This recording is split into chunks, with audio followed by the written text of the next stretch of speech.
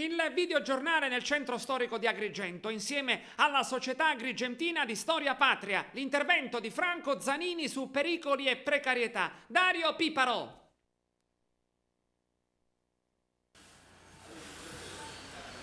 Non si placa l'emergenza crolli ad Agrigento. In questo caso ci spostiamo nel cuore del centro storico, dove sussiste ancora la possibilità di anticipare il danno, anche se con tempistiche già avanzate. Parliamo del Palazzo del Carretto, innalzato nel 1600, che insiste sulla via Duomo, antistante alla chiesa di Sant'Alfonso. Bene, i problemi essenziali da un punto di vista pratico sono due. Il primo riguarda il valore artistico, culturale e storico del palazzo, e anche quell'incoerenza gestionale che riguarda questo genere di interventi. Difficilissimo intervenire se non dopo epopee burocratiche, ma va benissimo lasciare tutto così, di fronte a una lentezza raggelante. Abbiamo incontrato sul luogo Franco Zanini, storico e segretario della Società Agrigentina di Storia Patria. Quali sono i problemi strutturali che insistono sul palazzo? Il palazzo del Carretto ora recentemente ha subito delle infiltrazioni di acqua talmente elevate da minare quella che è la consistenza statica del palazzo. Dunque il palazzo è in serie difficoltà, veramente corre dei pericoli abbastanza elevati di crollo. Siamo a questi livelli.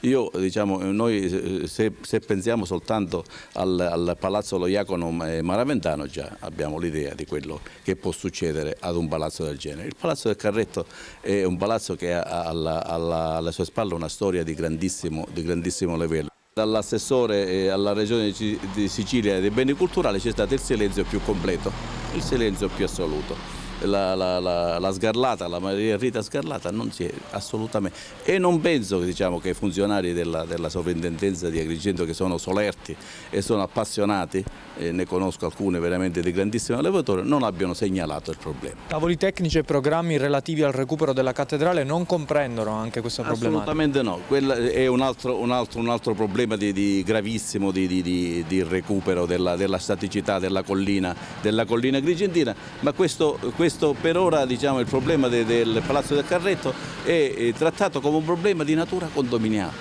Al di là del valore puramente culturale o storico di un palazzo del XVII secolo, da un punto di vista più pratico si può vedere come questo palazzo pericolante insiste proprio in prossimità anzitutto della strada, mostrando tutti i rischi che possono intercorrere, oltre alla vicinanza a tutta una serie di palazzi che ricoprono il centro storico di Agrigento. E anche quest'altro versante, sicuramente più rilevante, riguarda l'incolumità. Nel palazzo vivono 3 famiglie già sgomberate lo scorso gennaio e diffidate un intervento economico e di riassesto che anche secondo Zanini sarebbe improponibile per varie motivazioni, oltre a quelle economiche, troppo esose, soprattutto di intervento. Parlando di un palazzo di questa portata architettonica, il riassesto richiesto deve essere di natura specialistica e a fronte di calamità più o meno recenti un intervento tempestivo appare d'obbligo per non trovarsi di fronte a una situazione analoga a quella di Palazzo Lo Iacono.